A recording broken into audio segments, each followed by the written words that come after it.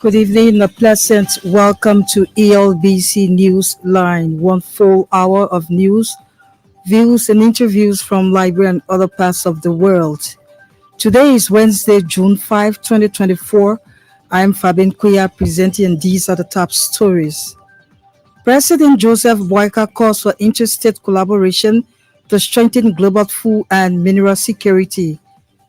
Liberia Electricity Corporation commits to major upgrade of LBS electricity network. Government congratulates key development partner Sweden on occasion marking National Day, and away from whom United Nations Secretary General Antonio Guterres describes fossil fuel industries as godfathers of climate chaos. These stories and much more, including sports, the weather report, the news in simple English and French. But first, Grace Moloyezi and the news bulletin. President Joseph Boakai has called for increased interstate collaboration to strengthen global access to food and mineral security. The Liberian leader said with collective action and support of governments, civil society groups, and partners, challenges confronting food security will be improved. President Boakai made the call at the ongoing Korea-Africa Summit during the forum on strengthening food and mineral security. According to the president, the proper usage and accountability of a country's natural wealth will improve the livelihood of populations and mitigate climate change, hunger, malnutrition, and poverty across the world. President Boakai also wants concrete and urgent steps taken by global leaders in curtailing resource deficit and save the future. The government of Liberia has congratulated the government and people of the Kingdom of Sweden and on occasion marking their National Day on June 6. A foreign ministry release said President Boakai has already sent a message of sincere best wishes to His Majesty King Carl Gustaf on behalf of the people of Liberia. President Boakai said he is delighted by the long-standing cordial relations between the two nations, which have yielded numerous fruitful benefits for mutual development over the years. The Liberian leader noted that given the challenges facing the country, he eagerly anticipates a cordial and productive working relationship with His Majesty and the people of Sweden for the betterment of the two countries and peoples. The Liberia Electricity Corporation has committed to boosting the Liberia Broadcasting System's power supply network by providing a 500 kVA transformer. The move followed a request by the LBS management headed by Director General Eugene Fagon. The extension of the 22 kV electric network and installation of the 500 kVA transformer will be entirely financed by the Liberia Electricity Corporation. LBS Director General Eugene Fagon said the latest intervention by the LEC will ensure stable power supply from the national grid to the state broadcaster. The upgrade of LBS electric network will see all facilities and equipment powered without fluctuation. Meanwhile, the LBS management has lauded the Liberia Electricity Corporation for its commitment to give the state broadcaster a crucial lift. Another batch of Liberian migrants totaling 769 persons are expected to be repatriated from Ghana this week. Under the first phase, the Liberian government brought back home 770 Liberians who are currently being hosted at the Kari Regional Transit Village in Bon County. LRRC bus Deputy Executive Director for Administration Amakani said the exercise is a demonstration of government's commitment to ensure the safe return of its citizens.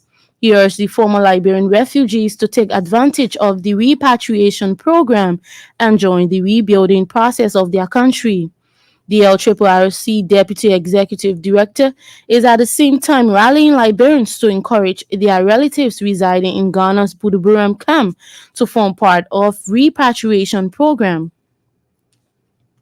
Meanwhile, about 519 stranded Liberians have so far registered for repatriation as of Tuesday. A reporter in Ghana said the figure is part of 769 stranded migrants expected back home under the second phase of the government's repatriation program. The ongoing registration and other formalities are expected to be completed on Friday, June 7, before departure to Liberia on Saturday, June 8. Meanwhile, the interagency high-powered Liberian government delegation has intensified screening of the returnees to ensure their safety and protection. The president of the Liberian community in Ghana, Dennis Guyon, is appealing to government to ensure the return of hospitalized and imprisoned Liberians in Ghana. Mr. Guyon said there is a need for the government to seek the welfare of those in hospitals and prisons during the ongoing repatriation exercise. He noted that abandoning the sick and Liberian inmates in Ghana could create further trauma for the affected persons and their family members. Guion said due to the illness, some of the stranded Liberians are unable to board the buses chartered by the government. He at the same time called on the Liberian government to negotiate with their Ghanaian counterpart to ensure that Liberian inmates return home and serve their jail term. Central Bank of Liberia has secured 40 million United States dollars from the World Bank to build the infrastructure capacity of several government entities. The institutions are National Investment Commission and Liberia Business Registry, among others. Two officials of the Liberia Investment Financing Trade Project at the CBL, Jake Brown and Joseph Howard, said part of the money will support small Liberian businesses through the Commerce Ministry. Jake Brown and Joseph Howard also disclosed 50% of the $40 million is loan, while the remaining 50% was secured under a grant portfolio. And World Chimpanzee Foundation Country Director Anika Hollis has called on the Liberia Land Commission and partners to accelerate the land familiarization process. The Liberia Land Commission and partners are engaged in the legalization of customary land to ensure the protection of traditional people's rights to land ownership. But Madam Hollis said delay in the land familiarization process is undermining the proposed protected areas across the country. She noted the situation is troubling and has the potential to stall conservation and ecotourism activities on the government's arrest agenda. Madam Hollis told a recent police dialogue about the foundation's preparedness to financially support the land familiarization initiative to speed up the process. 13 million Liberian dollar worth of narcotic substances have been turned over to the new leadership of the Sino County Detachment of the Liberia Drug Enforcement Agency by the outgoing LDA Commander Elisha Kumate. Kumate said the drugs were confiscated during his administration. In remarks, the new LDA Commander Milton Howard commended the outgoing head of the agency for the initiative and promised to fight against drug abuse across the country. Mr. Milton urged community dwellers to continue reporting drug cases in the country. The Liberia Refugees Repatriation and Resettlement Commission has apologized to the public about information provided on the number of returnees on drugs. It can be recalled on May 28, the executive director of LRRC, Patrick Wazzy, told Mika at regular press conference that 80% of the returnees were drug users. In an ELBC interview Wednesday, LRRC Director Patrick Wazzy said the misinformation was provided to him by the entity's staff. Meanwhile, Mr. Wazzy said the commission has taken serious administrative actions on staff involved. He at the same time reaffirmed LRRC commitment to providing the public with accurate information surrounding the ongoing repatriation process. Chinese ambassador to Liberia Ying Chengwu has reaffirmed China's commitment to the developmental agenda of the Liberian government. Ambassador Ying highlighted the importance of the One China policy to Liberians and emphasized the need for empowering women in the country. The Chinese ambassador spoke Tuesday when he paid a courtesy visit to the Ministry of Internal Affairs.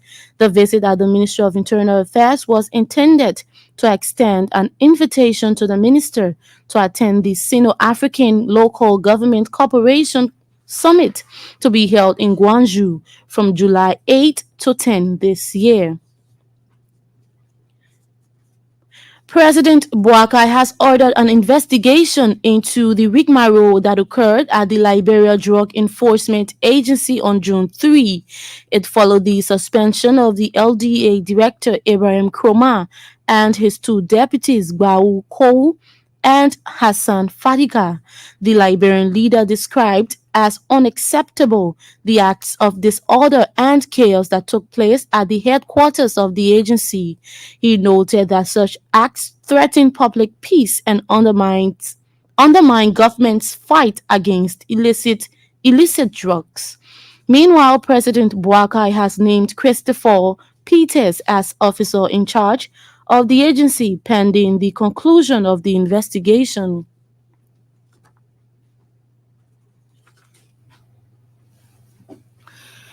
Grace Moloyizi and the news bulletin. She returns with our foreign news and weather report.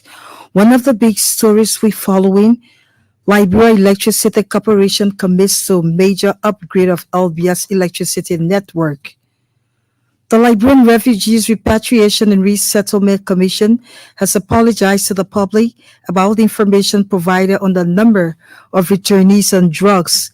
It can be recalled on May 28, the executive director of LRRC, Patrick Woolsey, told MICAD regular press conference that 80% of the returnees were drug users.